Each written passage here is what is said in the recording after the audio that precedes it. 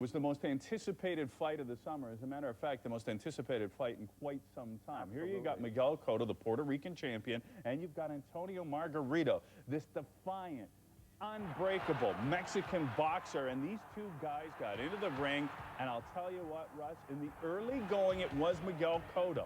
It was Cotto who was doing the boxer, but I think from the moment the bell sounded for round one, and it didn't take these guys too long to get into it, it was Margarito who was the aggressor, Cotto who was the boxer. This was the first sign that Margarito's power was going to make a difference in the fight. Into the second round when they went at it toe-to-toe, although Cotto was landing bomb after bomb, they had no effect on Margarito as he kept coming forward, drilling hard shots from underneath and consistently applying pressure to Miguel Cotto, who was doing his best to use every inch of the ring to try and box, but every time he moved, Margarito was on him, drilling hard left uppercuts like that, Dutchy, and that would pay dividends big time for Margarito as the fight wore on. Right, Miguel Cotto, it seemed like every way he turned, he ended up facing, or at least had his back to the ropes. And it was Margarito, Dutchy, who was putting him there. I mean, he was just digging vicious shots underneath to the body, right there, uppercuts, moving him back. Every time Cotto tried to put some distance and some light between them, Margarito would just come back with bombs like that. Look at that left hook.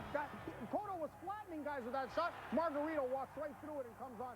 This is, again, now he hurts him here in the seventh. This is where things started to break down a little bit for Cotto. Although he would enjoy some success afterwards, it was here that Margarito sensed that he was able to hurt him and that he was getting to him. And he just walks him down. Every time he tried to get away, this guy, Margarito, just put, look at his shot here near the end of the seventh round, right in Cotto's own corner. He's just drilling hard bombs, and they're hurting Miguel Cotto. Here it is, Dutchy, round 8 action. Again, the left uppercut underneath and the relentless pressure from this guy. And he can't back him off. He hits him right on the chin and can't back this guy off. I mean, he just comes right back. Look at that. Again, the left hook lands. Round 10, though, this is where Margarito really put the stamp on, and you knew it was just a matter of time because now he was hurting him. Watch him there. That shot lands hard. Now Cotto doesn't know what to do. He couldn't tie him up. Margarito keeps throwing. Round 11, again, this is where it'll be all over. Left uppercut again, like I told you. Down he goes. Gets a little tap over the knee. Good thing Joe Cortez wasn't there. Disqualify him for that. And then this one again, as he beats him down, just takes it right to him, and it won't be long before. And I got to give credit to Evangelisto Cotto, his uncle, for coming in to rescue him because the onslaught was just vicious from Margarito. Right, this is a guy. That is a modern boxing classic. An epic fight with an epic conclusion. The first loss of Cotto's career. And you know what? I've never seen Miguel Cotto look so small in the ring against an opponent. Antonio Margarito looked huge in this fight. Yeah, good point. And, you know, I love these two boxers, especially the way that they conducted themselves prior to the fight and following the fight as well. That's a very, very good point, and I want to touch on that. I've told you this before, Dutchy. I'm so sick and tired of seeing this posing, aggressive attitude at press conferences and weigh-ins where they push and shove each other. These guys did not have one disparaging word to say to each other leading up to the fight, nothing bad to say after the fight, and when it was time to get into the ring, now you know why in Latino countries why boxing is so popular, because this is what the warrior is all about, and that's what these two guys showed. This was an incredible performance, a great fight by two great fighters. And that's what Antonio Margarito said. He said, you know what, we didn't push, we didn't shove, and then we got into the ring and we didn't fight like pussycats, we fought like men. And that's what sells the sport. That preamble is ridiculous. It's usually garbage, but this was great. Okay, how come Miguel Cotto? How could Miguel Cotto, this puncher, like, is Margarito that good? Is his beard that good? Because he cracked him, he hit him, and you know what? Cotto can thump. But yet, everything he threw, Margarito just walked through. Could he have changed strategies or done something in this fight? First of all, I mean, Miguel Cotto, like you said, is a good, devastating puncher. I mean, he hurts guys when he hits them to the body, to the head. He was hitting Margarito, especially the first 5 rounds. He's bouncing shots off of Margarito's chin like bullets bouncing off Superman's chest. I mean, he was exploding shots, and Margarito was just walking right through it. And it got to the point where you could sense that it wasn't Cotto who was trying to really moving. It was Margarito who was making him move. He kept pinning him. Even when Cotto would hit him with 4 shots, the one shot Margarito hit him with, it hurt, Dutchy. It kept hurting.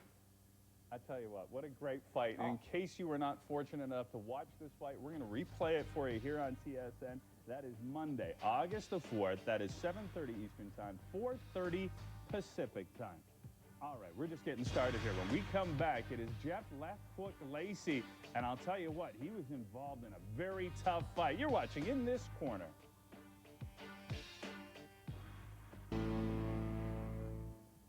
Welcome back to the show. Super middleweight Jeff Left Hook Lacey taking on Epifanio Mendoza. And Rusty, this was a fight. Oh, yes, it was. I think Lacey thought he just had to hit Mendoza and it was going to be all over the way he charged out in the first round. But look at here. Oh, plans changed. Now Mendoza's got him hurt. Look at him unloading those hard right-hand bombs on Jeff Lacey. Lacey doing everything he can just to cover up and survive the round. And Mendoza, look at him, stumble into the ropes here. Mendoza wants to get this out of here. But now still here, Dutchy, in the second round, it's Lacey who lands a hard right hand, and he comes back. And if that didn't set the stage for the rest of the fight, I don't know what did, because these guys just went at it, Dutchy, punch for punch. Toe-to-toe, Lacey trying to unleash on Mendoza. Mendoza hanging in there and fighting right back. Look at this. And it's a big fight for Jeff Left Hook Lacey. A lot on the line for him, Dutchy, in this one. And Mendoza is being a formidable adversary, standing up to shots like this.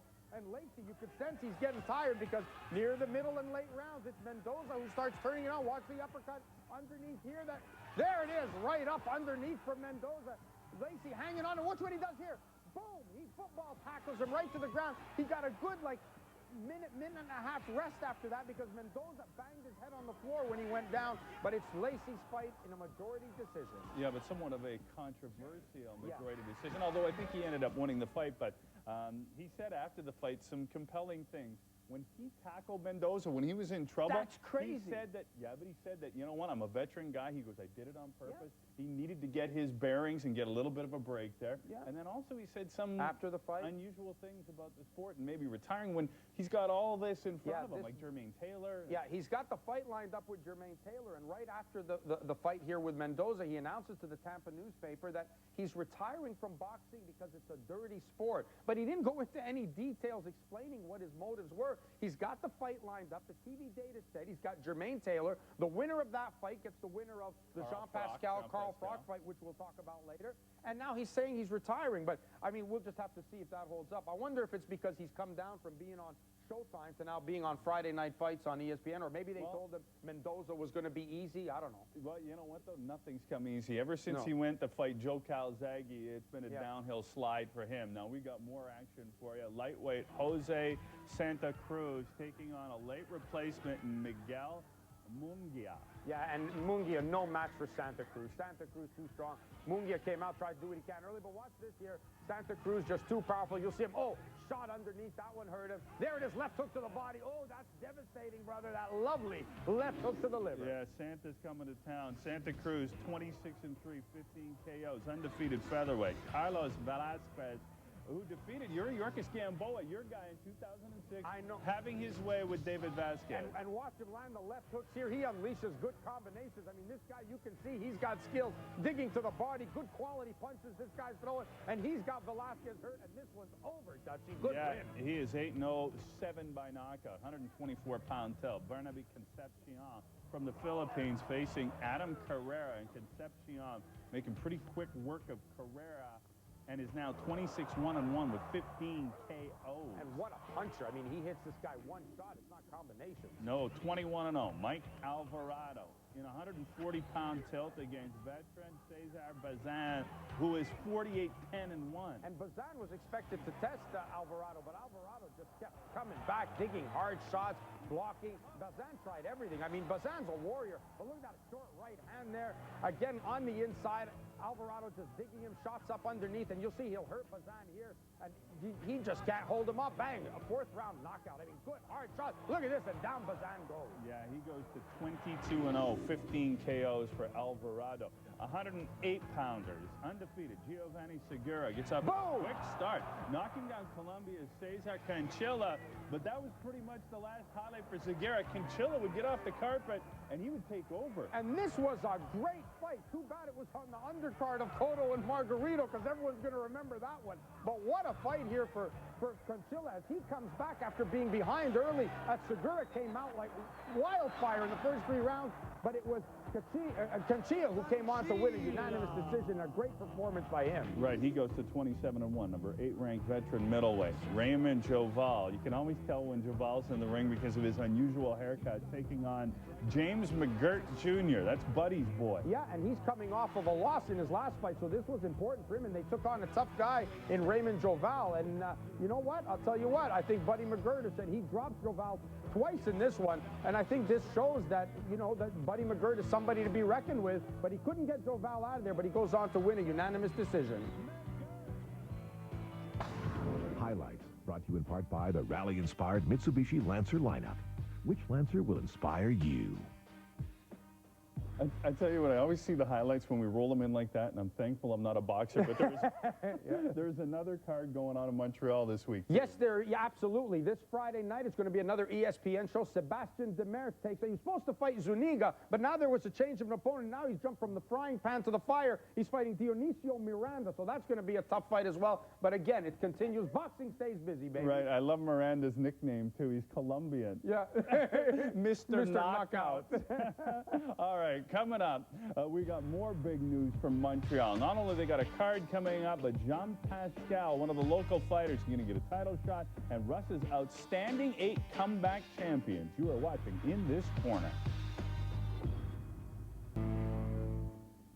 Welcome back. Last week, super middleweight champion Joe Calzaghe injured his right wrist while training, forcing the postponement of his September fight against Roy Jones Jr. at Madison Square Garden. The hope is that the fight can be rescheduled for November the 8th at MSG and televised on HBO pay-per-view. And Dutchy, like we reported here, the California State Athletic Commission on Monday overturned the result of the July 16th James Toney Hasim Rockman heavyweight fight, changing it from a 3rd-round TKO win for Toney to a no decision. Exactly like I had said, during the 3rd round, Toney and Rockman smacked heads. The accidental butt left Rockman cut over the left eye. Now, still with the heavies, former title holders Nikolai Valuev and John Ruiz will meet for the vacant WBA title August the 30th in Berlin at the Max Schmeling Hall. Valuev beat Ruiz in the same arena to become the champion in 2005. The titles became available when Ruslan Chagayev tore his Achilles tendon, forcing him to withdraw from a mandatory defense for the 2nd time against the giant Valuev.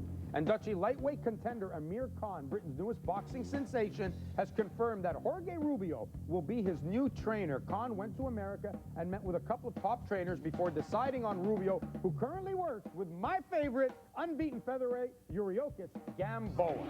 And the vacant WBC super middleweight title, formerly held by that man, Joe Calzaghe, will now be fought between super middleweights Carl Froch from Britain and Montreal, Jean Pascal in November. The winner of this fight was scheduled to meet the winner of the Jermaine Taylor-Jeff Lacey bout. However, Lacey's sudden retirement may force a change to that plan. We'll see. And Canada's only Olympic representative is Adam Trupish. Trupish from Windsor, Ontario, lost in the 1st round of the Athens Games. He will be fighting in the welterweight division. Hey, and we're going to have more on the Olympic team. One member, it's a team, a little bit later on. But listen, let's talk a little bit about Jean Pascal. I thought the best thing that ever happened to him was not getting into the ring with Edison Miranda. And now, hey, good for him. Listen, it's good fortune and good for Jean Pascal, because now he gets Carl Froch. Yeah, he gets Carl Froch, which is why this now throws a spanner into the works a little bit with suddenly Lacey announcing his retirement. But I don't think it will affect the Carl Froch Jean Pascal fight. They will fight each other. The winner, however, is obligated to meet Jermaine Taylor and whoever he fights. It was supposed to be Lacey. It was supposed to make so the winner of that. And this is a great opportunity for Jean Pascal. And he's serious. He's in the gym and he's getting ready right now. Well, he should, because it's going to be the biggest fight. I might be going to England now. Might be the biggest fight of his career. Maybe we'll both go to England. Perfect. You and I have the accents, eh, mate? Time now for Punch. He's outstanding 8. And I think it's in light of my 2-week sabbatical as I was on holidays. This has to do with outstanding comebacks, because I came back this week. There it is. Fighters who have been knocked down but returned to become champions. Floyd Patterson, a prohibited favorite in his first meeting against Ingemar Johansson. Patterson was knocked out in 3 rounds by the power-punching Swede. A year later, he returned the favor, knocking Johansson out in 6 to become the first man to ever regain the title. Number 7. Evander Holyfield, after decision losses to both Riddick Bowe and Michael Moorer, Holyfield was then knocked out by Bowe in 8 rounds. Many had written Holyfield off at this point, but he would return with back-to-back wins over Mike Tyson and a KO victory over Michael Moorer in their rematch.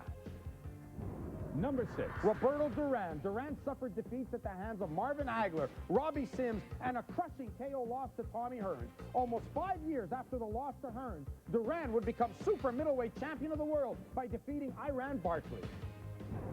Number 5. Lennox Lewis, Dutchie, he didn't come back once, he came back twice. Lewis suffered crushing one-punch KO losses to both Oliver McCall and Hasim Rahman, and on both occasions, he would return to become the preeminent heavyweight of his time. Number 4. Joe Louis, in one of the greatest upsets of all time, Max Schmeling would inflict severe punishment on Louis before knocking him out in the 12th round. In the most important rematch in history, Louis would score a crushing first-round KO and the longest reign in heavyweight history. Number 3. Tommy Hearns knocked out in the 14th round against Leonard. Hearns rebounded by capturing the light middleweight title against Benitez. Hearns would then get knocked out by Marvin Hagler before coming back to capture the light heavyweight title against Dennis Andrews and the middleweight crown against Juan Roldan. Then, after suffering a KO loss to Iran Barkley, Hearns beat Virgil Hill for another world crown. Number 2. Muhammad Ali, following his 3-year exile from boxing, Ali returned. He suffered the first loss of his career against Joe Frazier. He would then lose to Ken Norton before regaining his crown with an 8th round KO against George Foreman 10 years after beating Sonny Liston. And number 1. Big George Foreman. Foreman suffered a knockout loss at the hands of Ali and was then beaten by Jimmy Young before retiring for 10 years. Upon his return, George would run off 24 straight wins before regaining his heavyweight crown against Michael Moorer 20 years after losing it to Ali. Russ Anber's Outstanding Ace is brought to you by the fresh, great taste of Arby's. One bite will have you saying, I'm thinking Arby's. All right, when we come back, it is Russ's final flurry. He's going to discuss Canada's Olympic boxing program and what's wrong with it. Why do we only have one fighter going to Beijing? All right, time now for Russ's final flurry. There's the bell. You Let's remember get how at to it. do this, First right? question comes from Dave. Please. Yes. I invented this segment. Do I remember? Where was Miguel Cotto's dangerous body attack? You know, we've seen him break down fighters in the past. Where was it? That's a good question. But, I mean, you know what? I don't know if it was a question of where was it as opposed to why couldn't he use it. And the one thing that I noticed in the fight, Dutchie, and like I said, Cotto came out, he's boxing, he's moving, he's using every bit of the ring. But the whole time, he's moving right along the ropes. When you watch the fight next week, you'll see it. He's moving along the ropes the whole time because that's where Margarito's keeping him. And the more he's backpedaling, the more this freight train is coming forward, right? When my guy's fighting a guy like this, I always tell him, you know, stop. The freight train's coming at you. Stop. Let the freight train come into you. Give him a little push back. Put him on his heels a little bit. And he never did that. He never seemed comfortable being on the inside. And there's a big difference between being able to fight on the inside and just throwing body punches, okay? You got to be able to block, stay in there, absorb some shots, stay in it. Don't let a guy move you back. He was unable to do it, and you'd have to think that the size was a big factor in this fight, that Margarito just took it right to him. But Cotto couldn't do anything on the inside. Imagine the bigger guy had the advantage on the inside. Absolutely. That was a good question and a very good answer, I might add as well. Number 2, how do you qualify for the Olympics? This comes from Ricky and Regina. Okay, well, here's the thing. I know a lot of people think that, like it used to be in the old system prior to 1996, that just a country sends their team. But that's not the way it works, Dutchie. What it is, you have to go to your continental qualifier. This happened starting in 1996, and only 6 guys per weight class qualify. In the heavyweights, I think it's like 4 guys per continent. Right, so it's changed. But why does Canada only have Adam Trupish? Dutchie, that goes back, and good luck to Trupish, by the way, because he's going to need all our support out there. He's one guy. But why do they only have one guy? Because I'm saying for sure we saw changes coming in amateur boxing that the Canadian Association never followed up on, never kept up with. We never evolved. We just stayed with the status quo. We're still staying with the status quo. We don't do anything to change, and this is the result of it. We went from being in the top 10 in the world to now the bottom 10 of the world. And I'll tell you what, I'm not sure how many countries we could defeat in a dual meet. I'll tell you, my favorite part of the Olympics was always the boxing. I love the boxing aspect of it. We're one fighter away from having being nobody. zero, and that's terrible. And if you don't think there's a malaise there, then you got problems. Well, for sure, because I remember Lennox Lewis, Sean, Egerton Marcus, all these guys. You know, I mean, no, come on, it's they better do something. All right, about it. anybody to keep our eyes on other than Troupish? Who do you like? Okay, here's the guy I like. You don't know him now, and you may not know about him for a few years, but my dark horse in this one is a 51-kilo fighter from the Dominican Republic named Payano. Keep your eye on this guy, Payano. You watch him. And there's also Rashi Warren from the U.S. And Andrade. They're going to do good there as well. Oh, okay. Well, keep an eye on those three guys. I will. I'm looking forward to it. And you know what? We're going to keep our eye on you. I think that I'm going to miss you. because he's going to Beijing. Russ is going to work the games there. He's going to create an international incident. He's got one phone call. I'm not going to take it.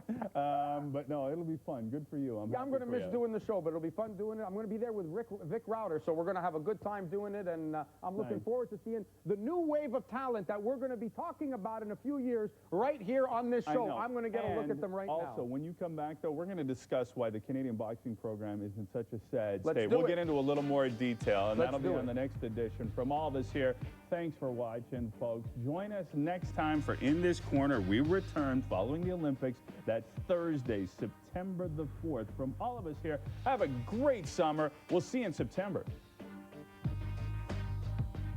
Russ Anber's Clothing by Pellegrino Castronovo.